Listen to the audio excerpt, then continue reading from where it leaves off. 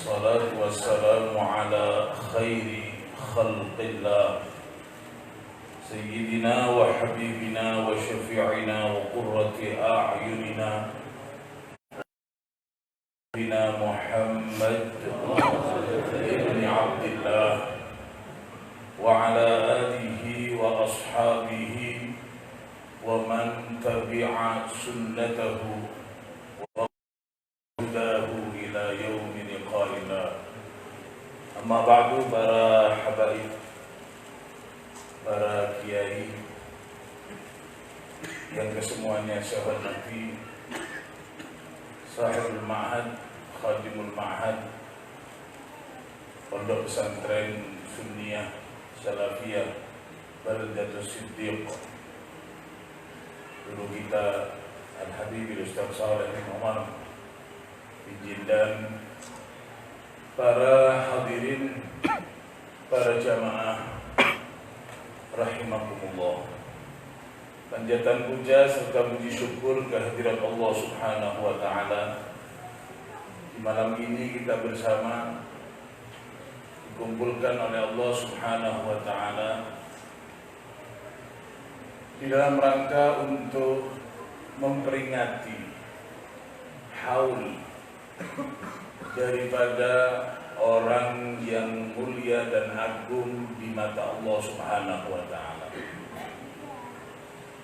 Orang yang mulia, orang yang terhormat, orang yang agung di mata Allah Subhanahu wa taala dan di mata penduduk langit, walaupun mungkin dianggap biasa-biasa oleh orang-orang yang berilmu, orang yang mengamalkan ilmunya, dan orang yang mengajarkan ilmunya. Fadzaka yud'a 'aziman fi malakutis sama. Ini ucapan daripada Nabi Isa alaihi salatu wassalam. Nabi Isa pernah mengatakan, siapa sih orang yang mulia itu? Siapa sih orang yang agung itu? Sedangkan kita di dalam kehidupan kan ada orang yang mulia dengan kekayaannya, ada orang yang mulia dengan pangkatnya, dan banyak hal-hal yang menyebabkan orang itu dipandang mulia. Tapi apakah itu hakikat kemuliaan? Nabi Isa mengatakan, siapa orang yang mulia? Man alima wa amila wa 'allama fadzaka yud'a 'aziman fi malakutis sama. Man alima, siapa yang berilmu. Barang siapa yang berilmu, itu syarat pertama orang menjadi orang yang mulia. Dan tidak ada kemuliaan bagi orang yang tidak berilmu. Bahkan Al-Imam Asy-Syafi'i rahimahullah ta'ala wa radhiyallahu ta'ala anhu, beliau mengatakan, man la yuhibbul ilma la khaira fihi wa la takun bainaka wa bainahu ma'rifah wa la sadaqah. Imam Syafi'i mengatakan, orang yang tidak senang sama ilmu. Siapa orang yang tidak senang sama ilmu? Kita lihat dengan keberadaan dia dalam kehidupan sehari-hari. Dia diajak ngaji tidak mau, hadir pengajian tidak pernah. Mungkin dia senang baca, dia juga tidak. Penghormatan kepada ahlul ilmi tidak, dia tidak pernah kagum kepada orang yang berilmu, dia tidak pernah kagum kepada ulama. Mungkin kalau bahkan ada pejabat rebutan mau foto, atau kalau ada orang kaya, dia berdejak kagum. Hebatnya kaya ya, mobilnya bagus ya. Tapi kalau ada orang berilmu, kadang-kadang selamat saja tidak mau. Berarti itu orang yang tidak senang sama ilmu. Andai kata kita termasuk orang yang seperti itu, segera berubah. Segera. Pengajian tidak hadir, tidak mau. mungkin ada gengsi. Kekagumannya hanya pada urusan-urusan dunia. Kagum sama apa ya, uang, kagum sama pangkat, kagum sama macam-macam lah yang urusannya. Tidak pernah kagum pada ulama. Ada ulama datang biasa. Ada orang hafal Quran biasa. Berdiri mau selamat, enggak. Itu berarti orang yang tidak senang sama ilmu. Apa kata? Ada Imam Syafi'i. Orang yang begitu la khaira fi, tidak ada kebaikan dalam dirinya. La khaira fi, tidak ada kebaikan dalam dirinya. Tidak ada. Terus bagaimana? La takun bainak wa bainahu ma'rifah wala sadaqah. Ente sama orang yang seperti itu, katanya Imam Syafi'i, jangan kenal, apalagi akrab. Kenal jangan. La takun bainaka wa bainahu ma'rifah. Ma'rifah kenal. Orang yang modelnya seperti itu tidak pernah ada kita lihat di majelis taklim, tidak pernah ada. Dari ustaz ini ngajar, tidak duduk. Habib ini ngajar, tidak ada. Dia ini baca kitab, tidak ada. Udah tamu habib ulama tidak hadir. La takun bainaka wa bainahu ma'rifah. Jangan kenal, percuma sampai kenal. Mungkin sampai kenal akan dimakan dengan hartanya. Mungkin sampai kenal dengan dia akan terhormat dengan gayanya, tapi dia membawa kebaikan dia. La takun bainaka wa bainahu ma'rifah. Wala sadaqah, apalagi sampai ada orang yang agung di hadapan Allah Subhanahu wa ta'ala. Walaupun di hadapan manusia mungkin biasa-biasa. Ya orang tak usah Habib saling titik sama begitu. Kalau beliau ada manusia yang memiliki pangkat yang agung di hadapan Allah Subhanahu wa ta'ala dan agung di hadapan malaikat-malaikatnya Allah, dan kita sebagai bentuk kecintaan kepada beliau terwujudnya haul pada malam hari. Para hadirin, para jamaah, beliau terkenal dengan pangkat, dengan julukan, dengan gelar Sultanul Al-Habib Salim ini terkenal dengan julukan Sultanul Ilm. Sebagaimana kita dengar dalam manaqib tadi, siapa yang memberikan pangkat Sultanul Ilm adalah ayah beliau sendiri yang berjuluk Syekhul Masyayikh, guru dari semua guru, bahkan guru dari semuanya manusia umat Islam, yaitu Al-Habib Imam Syekhul Islam Abdullah bin Umar Nasyid. Salim ini, Habib Salim, putra daripada Habib Abdullah. Semua ulama, bahkan aulia dengan beliau atau sesudah beliau, semua merupakan murid daripada ayahnya Habib Salim. Bahkan ilmu itu menyebar ke seantero dunia. Tidak ada satu daerah di dunia ini, apalagi di Indonesia, tidak ada satu daerah pun kecuali di sana adalah muridnya Abdullah bin Umar Asy-Syatili atau muridnya Abdullah bin Umar Asy-Syatili, abahnya Habib Salim, sehingga mendapat gelar Syekhul Masyayikh atau Syekhul Islam, gurunya orang Islam. Semua. Kalau tidak muridnya Habib Abdullah bin Umar, muridnya.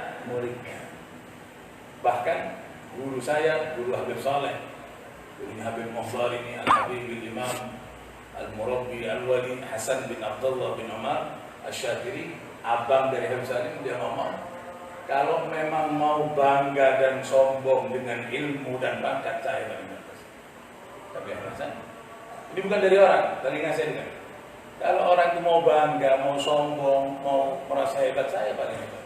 Cari semua orang di dunia. Kalau tidak murid saya, muridnya abah saya. Kalau bukan murid saya, muridnya abah saya. Al-Habib Hasan pernah berbicara seperti itu. Ala kulli hal, yang memberikan gelar Habib Salim bin Sultanul Ilm adalah ayahanda beliau, Al-Habib Abdullah bin Umar. Orang ini hebat. Itu kan menurut siapa? Orang itu hebat menurut siapa yang mengatakan dia hebat, kan gitu. Sebagaimana saya sampaikan tadi, mulia. Siapa yang ngomong mulia? Ketika yang mengatakan mulia itu nabinya Allah, berarti dia betul-betul mulia. Soge itu menurut siapa? Kan? Ya menurut orang yang punya sepeda bancat, yang punya sepeda motor, soge. Kan itu. Menurut orang yang hanya punya sepeda motor, yang punya mobil biasa-biasa, soge, duwe motor. Tapi yang punya mobil bagus, ya, yang punya mobil bagus, yang punya mobil biasa, tidak soge. Itu mobilnya bagus, soge, dan seterusnya. Ketika yang mengakui kaya itu orang kaya, berarti dia benar-benar kaya. Seperti sekarang, oh ini ulama. Siapa yang mengakui dia ulama? Kalau diakui ulama oleh ulama, berarti dia betul-betul ulama. Oh ini guru. Siapa yang mengakui dia sebagai seorang guru? Al-Habib Salim, guru. Siapa yang ngomong Habib Salim guru? Siapa muridnya? Syekh Muhammad bin Alal bin Abbas. Oh itu guru, kan siapa? Syekh Muhammad Maliki ngomong Habib Salim adalah guru. Ya kalau gurunya Syekh Maliki bagaimana guru?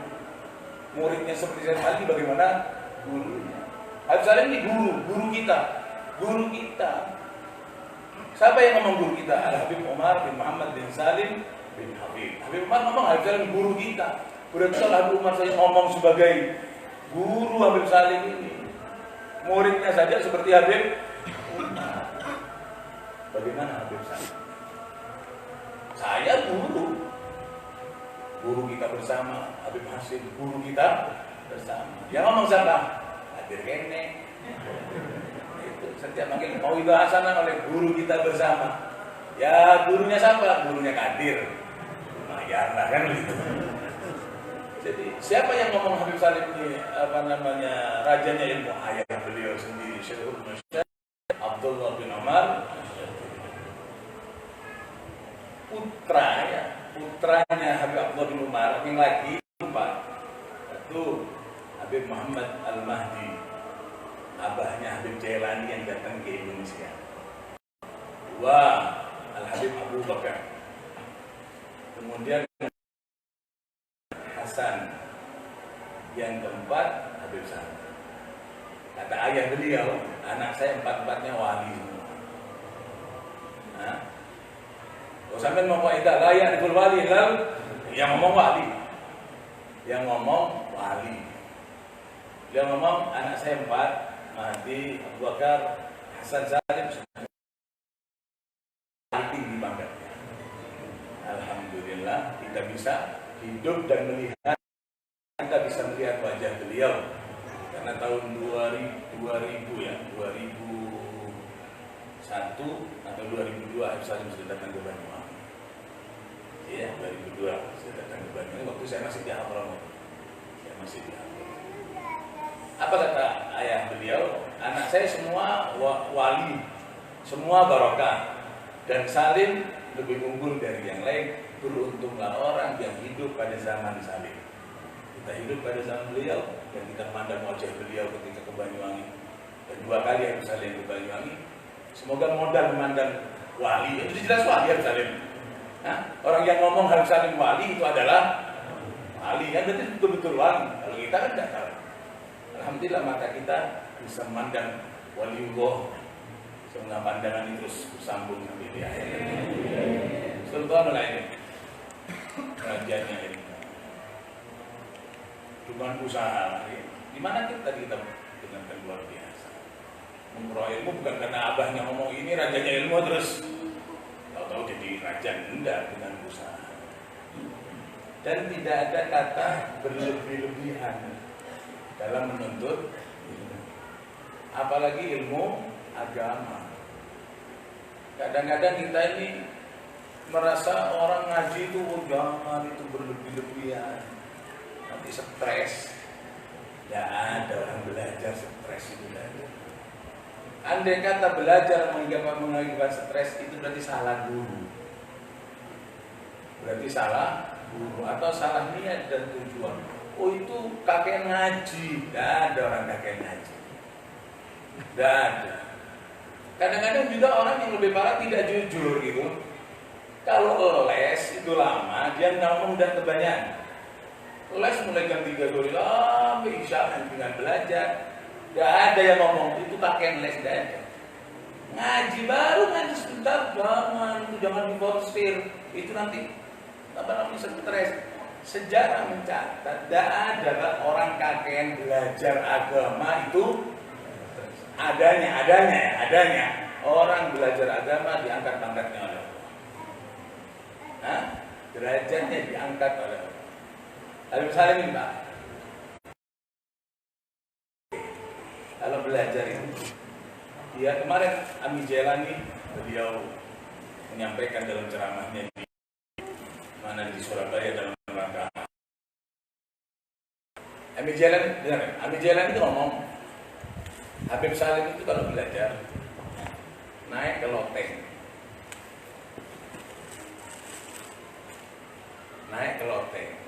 di Rubat Karim. Rubat Karim ini pondokan yang ada di Hadramaut, yang ada di kota Karim. Itu ada pondok pesantren Tarim, tidak ada namanya. Pondok pesantren Tarim. Bahasa Arabnya Rubat Tarim. Rubat itu pondok pesantren atau Ribat itu pondok pesantren. Itu di lantai 2. Itu masa mudanya, masa belajarnya. Itu kalau belajar naik ke atas lantai 2, dan lantai 2 sampai sekarang ada, kita belajar di ruangan tersebut. Di Sutuh istilahnya di lantai 2. Itu kalau belajar berdiri di tiangnya lantai 2 ini ya, minta ditaleni sama konco-konconya. Ikat saya di tiang. Ikat saya di tiang. Ikat taleni sampai selesai. Sudah habis itu tinggalkan.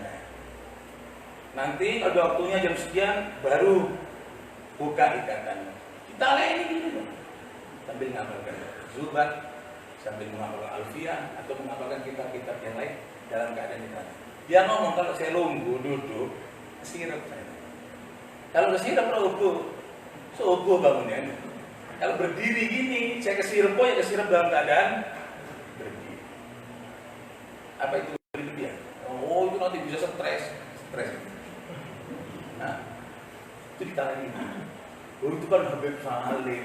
Saya juga lihat Habib Salim sekarang. Habib Salim ketika itu masih anak biasa, minta diikat. Dan itu nyata. Dan tempat beliau diikat sampai sekarang utuh. Diikat di tiang di Sutuh sana. Kalau saya tidur biar tidak kesirap. Cuma ngantuk gitu aja. Kesirap, tak kaget, tak lagi. Saya yang berani ngomong berlebihan. Dan kalau anak kita masih belajar di bangku, duduk di kursi, duduk di kursi, ada kopinya kadang-kadang belajar. Jangan ngomong berlebihan, itu berkurang-kurangan. Baru ngaji sebentar, berlebihan. Apanya? Stres. Ini stres nih, ada fotonya. Bukan stres bagi pangkat yang agung di hadapan Allah Subhanahu wa Ta'ala. Ketika belajar di Mekah, banyak guru yang disebut tadi. Guru utama beliau adalah Al-Habib Muhammad Alawi bin Abbas Al-Maliki. Abahnya Sayyid Muhammad. Sayyid Muhammad sudah begitu, Syekhul Masyayikh. Sayyid Muhammad ini semua kiai habaib di Indonesia ini banyak murid-murid beliau. Atau terkenal dengan panggilan Abuya Maliki, Profesor Doktor. Ayahnya Sayyid Alawi bin Abbas. Beliau belajar kepada Sayyid Ali cuma 4 tahun. Baik di rumah ataupun di Masjidil Haram, 4 tahun.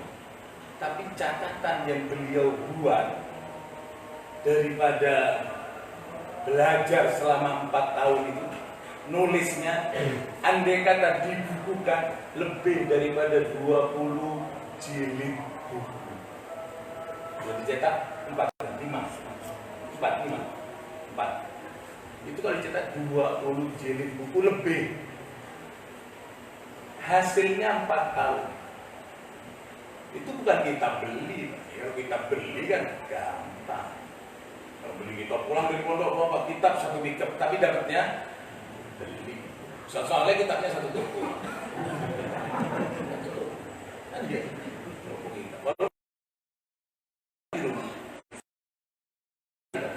Tapi beli, dibaca belum tentu. Ya hanya hiasan saja, kalau biar orang yang ngundang tuh yakin kok capek. Udah di, beli saja. Daripada saya beli yang lain-lain kan gitu. Karena apa? Saya termasuk termotivasi dengan banyaknya kitab gitu. Al-Walid ya, Allah yarhamu, kan punya kitab dulu di rumahnya. Tidak banyak saya. Banyak adalah kitab itu di lemari di rumah di congkeng itu. Memotivasi saya lihat kitab itu.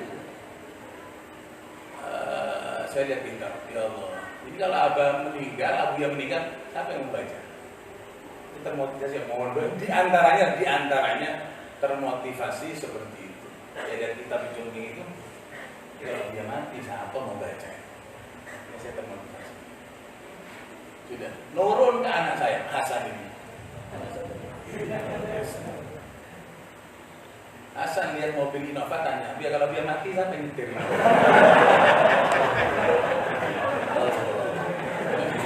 Generasi ini menurun, Tuhan ini ngomong sama saya. Belajar, saya ngomong belajar, mondok, belajar di muridnya Habib Adil Hamid mondok di mana?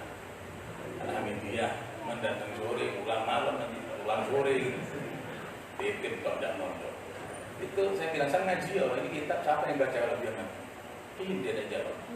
Terus tanya, Abu ya, mobil ini siapa yang nyopir nanti? Kalau dia mati. Saya bilang, dijual sebelum mati ya dia jual. Ya, kalau kita beli, harusnya 20 jilid. 20 lebih, bahkan lebih kalau memang mau ditulis hasil beliau mengaji kepada Al-Allamah Syekh Alawi bin Abbas Al-Mani. Bahkan beliau sering ngomong, tidak ada murid saya seperti Salim ini, tidak ada. Katanya Syekh Alawi, beliau mengatakan tidak ada murid yang menimba ilmu sedemikian banyak dari saya seperti Salim. Tidak ada. Salim yang paling banyak mengambil ilmu saya, dan Salim akan menjadi Syekhul Islam di negerinya. Bahkan omongan beliau, Syekh Alawi terbukti bukan hanya menjadi Syekhul Islam di negerinya, tapi menjadi Syekhul Islam di dunia. Di dunia. Ibunda beliau, Bapak Rubaiyah binti Muhammad bin Hasan Aidin, ibunya Habib Salim ini. Keberadaan Habib Salim ini ada di Mekah, kok ngaji terus, sehingga tidak ada kesempatan untuk kerja. Biasanya kan ke Saudi kerja gitu ya, kerja. Ini Habib Salim mau ngaji terus, tidak kerja. Akhirnya ibunda beliau, Habib Rubaiyah, menegur kepada Habib Salim, kok belajar terus, dunia gimana? Kalau bahasa kita, ilmu terus, masa depan. Masa depan itu bagaimana? Ya Habib Rubaiyah, masa depan bagaimana? Kita punya masa depan, kok ngaji terus? Mas, mimpi Pak. Habib Rubaiyah, itulah orang yang dituntun oleh salafnya seperti itu. Ditegur, ada sih mimpi, kan kita diceritakan kan, anaknya nama Umar sakit, mimpi yang ada, dibilang Salim kan gitu. Terus mulai berdakwah dia mimpi Nabi kan gitu. Ayo Salim mimpi Nabi ya Salim, berdiri wahai Salim, ambil pedang ini, jaga saya. Kenapa kok mimpi? Karena memiliki hubungan yang kuat. Orang yang akan ditegur itu orang yang kenal. Kan itu sekitar seperti itu. Orang yang akrab sama sampean. Kalau salah sampean mau negur. Kalau dipikir, berani karena akrab. Kalau yang tidak akrab, tegur untuk jangan. Tidak pasti kenal saya. Kan ya? Kan kalau kan sering Ustaz kasih tahu Ustaz, Fulan bin Fulan ini jangan. Anda tidak pasti kenal, kurang akrab sama Anda enak. Tapi kalau akrab, oh iya, gampang itu muridnya anak ya bilang gini kan itu. Orang yang rajin itu akan ditegur. Sampean aktif berjamaah. Suatu waktu kok tidak berjamaah, ditanya sama orang, Pak, kok tidak ada tadi sampean berjamaah? Orang yang tidak pernah berjamaah, tidak ada yang tanya. Kan ya? sampai Jumatan, orang Jumatan banyak. Ada satu ini mau subuh berjamaah, mungkin kurang sehat. Sampai nyaut, saya kok tadi ditegur, sampai tidak pernah berjamaah. Mau ditaruh di masa bentina tidak berjamaah. Apa berubah ya? Ketika punya pikiran Salim ini kok ngaji. Bagaimana dengan masa depannya? Padahal ngaji ini untuk masa depan dan depannya lagi, kan itu? Kan ya? Habib Salim belajar untuk masa depan dan depannya lagi, yang tidak depan sesudah itu. Depan yang dipikirkan oleh beliau. Dan masa depan. Ternyata di depannya ada masalah lagi gitu. Kalau ini kita masa depan saja dan dipikirkan depannya, depan, ya sampai depan sana saja. Padahal depan sudah dekat kan gitu. Depannya lagi ini yang lama. Akhirnya mimpi Abu Barubayah ini. Mimpi sama. Mimpi Sayyidina Ali bin Abi Thalib radhiyallahu anhu. Ayahnya para sahabat. Mimpi Sayyidina Ali. Sayyidina Ali datang ke Abu Barubayah, ngomong, wahai Abu Barubayah, kenapa Anda ini kok tidak setuju? Kenapa Anda tidak senang? Kaifa tuhibbin wa la tuwafiqin? Bagaimana Anda ini kok tidak senang, kok tidak setuju kalau anaknya semangat belajar seperti itu? Katanya Sayyidina Ali bin Abi Thalib karramallahu wajhah, yang ngomong, wahai Barubayah, ente kok tidak setuju punya anak semangat seperti itu? Kok tidak senang? Kan sudah diomongin sama abahnya, Salim ini akan menjadi sultanul ilmi. Biar belajar, biarkan dia belajar. Bangun Barubayah, teguran dari Sayyidina. Bangun langsung sowan kepada pimpinan ulama ketika itu dan pimpinan aulia ketika itu, dan juga guru dari Habib Salim. Abu Barubayah datang kepada Al-Habib Al-Muhab Alawi bin Abdullah bin Syahab, ngomong, Habib Ali, saya gini. Apa katanya Habib Ali? Anak Salim akan memiliki pangkat yang agung di hadapan Allah. Sejak itu dirubah apa yang terbesit dalam hatinya Abu Barubayah, yang asalnya mau melarang, berubah langsung mendorong anaknya yang bernama Salim untuk belajar, dan hasil daripada belajar beliau, hasil daripada usaha beliau yang kita lihat dan kita ahli pada malam hari ini. Gini Pak, jadi tidak ada alasan untuk tidak ngaji. Ngaji dalam makna luas ya, ngaji mondok atau ngaji hadir pengajian atau apalah yang menuntut ilmu bagian ngaji. Tidak ada alasan apapun untuk lereng ngaji. Kalau ada orang yang boleh lereng ngaji, apa bahasa kita, wisuda ataupun lulus. Kalau ada orang yang merasa lulus, boleh lulus belajar, yang pantas untuk lulus adalah Nabi Muhammad SAW. Kalau yang lain masih jenjang pendidikan masih jauh. Yang pantas untuk belajar itu lulus itu Nabi. Kan ya?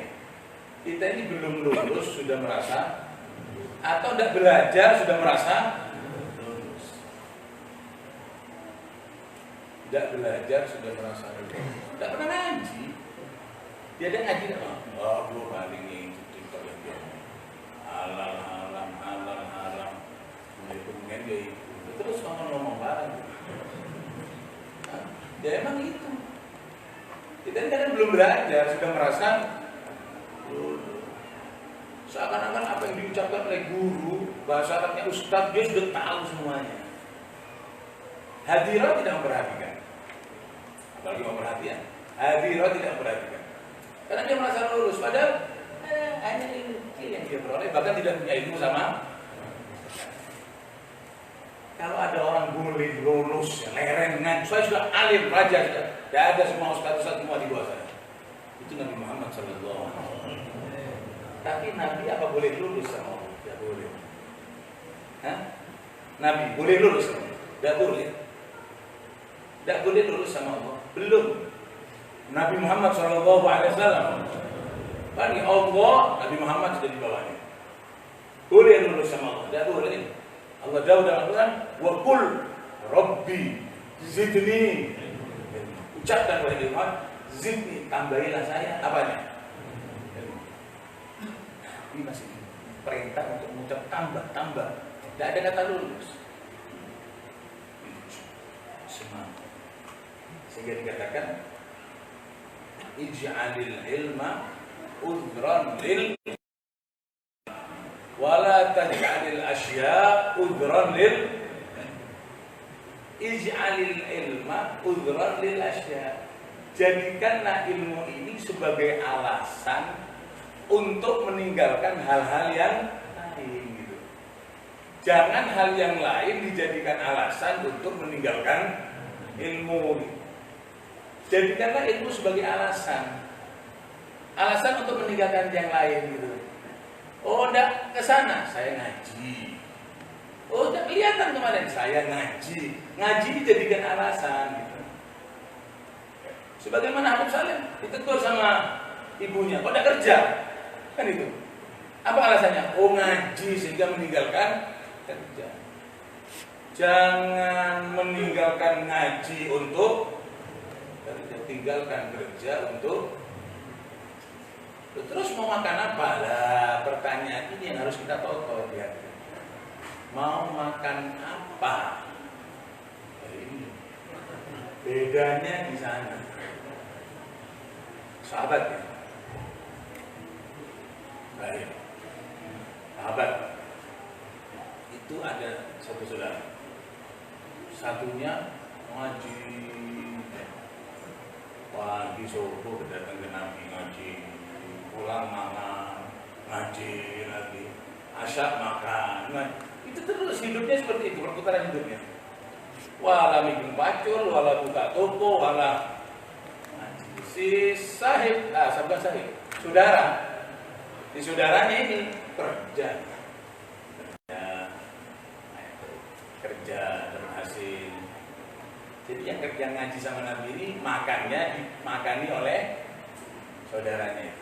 Lama-lama saudaranya kan mangkel. Ini teko mangan. Ini yang kemarin enggak. Dan betul ini. Secara akal kan begitu. Akal kita yuk, siapa ngomong gitu? Ya betul. Tulung ono saudaranya itu kerja ngaji tok ngaji. Walaupun Nabi tidak mungkin setuju, itu kan akal sampean, akal saya. Pasti kan akal kita sudah salah. Gimana itu kan usian saudara macul kerja buka toko, ini datang makan. Walaupun Nabi tidak setuju, dengan modal seperti itu berangkat ke Rasulullah Sallallahu Alaihi Wasallam. Wadul Nabi, ini saudara saya datang ke sampean. Secara akalnya dia, terus diamuk sama Nabi jelas. Dan mesti ada tubuh ke sampean, pulang balik lagi nanti ke sampean, duhur makan, malam balik lagi. Itu kan pegawainya. Saya yang kemeringan ini kerja cari nafkah, dapat uang beli beras, ini yang makan. Embo lagi mungkin gitu. Terus gimana? Apa kata Nabi? Kamu kerja dapat hasil. Nah, Nabi tanya sama saudaranya gitu, kamu kerja dapat hasil? Iya, kamu dapat hasil gara-gara kau makan nih orang yang ngaji. La'allaka bihi. Jangan wadul ini kamu pegawai itu bisa hasil, tanam bisa tumbuh, dagang bisa ada faedah, itu gara-gara kamu mangani orang yang. Makanya kita yang memang bagiannya kasab, bagiannya kerja, tidak usah mengomentari orang yang bagiannya yang punya rezeki bukan sampean, yang punya rezeki itu Allah. Tapi jangan cerita kemarin, ada orang pulang kerja sampai rumahnya malam,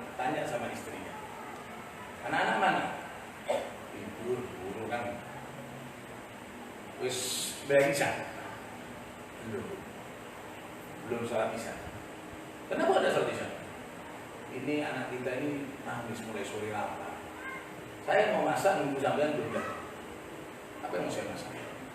Nangis sampai karena kelaparan, nangis sampai kesirep. Jadi tidak sempat sholat isya, bukan karena main-main, karena kesirep kelaparan. Udah, bangun sholat. Bangunkan suruh sholat. Kata istrinya, kalau bangun kan lapar minta makan, sampai bawa apa? Tidak bawa apa-apa kan? Ini nanti ruwet lagi, tangi, mangan, rame lagi nanti. Untung-untung dia mau kesirep dengan keadaan lapar. Kata bapaknya, kata suaminya, udah, bangunkan, terus sholat. Terus makanannya gimana? Sholat, perintah Allah saya tanggung jawab. Saya sebagai bapak harus. Rezeki bukan tanggung jawab saya, tapi tanggung jawabnya Allah. Dan keyakinan seperti itu harus pengaruh. Gitu. Kalau ngomong terus makan apa? Lah, omongan itu harus ditembel, berarti ada bolongnya di hati gitu. Jangan repot. Ya pelan-pelan. Bukan itu harus ya Allah, ya Allah. Harusnya seperti itu. Oh, makan apa? Ya Allah, ya Allah. Kan ada Allah kan yang nanti. Cek yang merayap, yang dimakan nyamuk yang ini. Ternyata metrok di dinding, hap langsung. Kan ini kan gini, merayap gini. Yang dimakan miber kan masuk akal. Harusnya yang miber makan yang merayap kan. Ini yang merayap, yang dimakan miber. Ternyata hidup itu cek. Kita yang tepil baru mati kan. Itu katanya si ayah ini tangen nono pon-pon sembahyang urusan apa bukan tanggung jawab. Bangun nih, kita sembahyang salah selesai. Assalamualaikum. Salam dibuka sama orang bawa jangan makanan satu lidah. Siapa? Malaikat Jibril. Ya tidak manusia. Tapi dengan adanya keyakinan, ada sebab nanti Allah menakdirkan.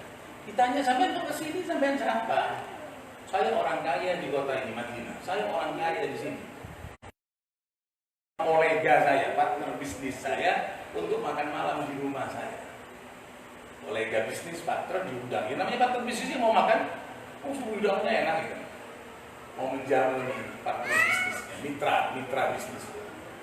Ternyata sebelum makan malam kan besar dulu ya tentang ini pabrik di sini, ini, proyek ini. Tidak tahunya ada salah paham tukaran. Ngomongin sama tukar. Oh akhirnya ngamuk. Saya pulang borok makan di sini. Kontrak batal. Saya bingung ini masih kasih berapa. Kemudian saya keluar dari rumah saya akan berjalan di mana kaki saya kesel minta mandek, saya mandek dan saya berikan orang yang tempat saya mandek. Ternyata kali saya kesel di depan rumah sampai saya bilang assalamualaikum. Kebetulan Pak, bukan kebetulan, itu rezeki dari Allah. Ini kebetulan Pak, ini saya belum makan dan anak saya nangis karena bukan kebetulan, memang Allah yang menuntun ke sana. Itu rezeki. Inilah kita sampai keyakinan itu tidak bisa. Kan itu, kita sampai keyakinan itu tidak bisa. Tapi ketika kita tidak yakin, jangan kita rawati ketidakyakinan kita itu. Ketika rezeki ya Allah. Ya Allah, kenapa besar? Itu ibadah yang paling besar. Ibadah hati ini ibadah yang paling besar. Nanti dan pahalanya lebih besar dari ibadah doa kita ini. Kita dirawati kan seperti itu. Jangan dirawati. Semuanya, harta saya tidak kerja makan apa ini? Padahal yang ngasih makan kan bukan kerja. Ketika terungkap seperti itu, ya Allah, ya Allah. Bukan terus memang Allah ya Allah. Ya Allah kecil dah. Siapa Allah? Iya Allah, memang Allah ya Allah, tapi kalau ada Allah main tapi. Kalau ketika Allah tidak ada tapi. Apa yang tapi bagi Allah? Tidak ada tapi ada Allah, hanya keyakinan saja yang goyang-goyang seperti itu. Sehingga berkali ini ya cuma keyakinannya sama Allah. Datang tahun bukannya kemarin 2007 ini 2006 santri itu dikasih uang waktu itu 100 atau 200 real ya. Ketika itu alumni masih sedikit gitu, nggak seperti sekarang. Adalah yang 2007 bagi uang real. Ya, saya termasuk kasih real. Waktu itu saya di Keraksan, saya nyusul kasih real. Dan real itu saya ajak ngomong aja. 2006, 2007. Dapat real semua dioperkan di bank waktu itu BCA di Keraksan saya gitu. Saya ajak ngomong uang ini. Tidak akan saya operkan rupiah. Kalau tak sampai Mekah, tak mau dibelanjakan. Ya sebagai dorongan aja agar supaya saya ini rajin nabung.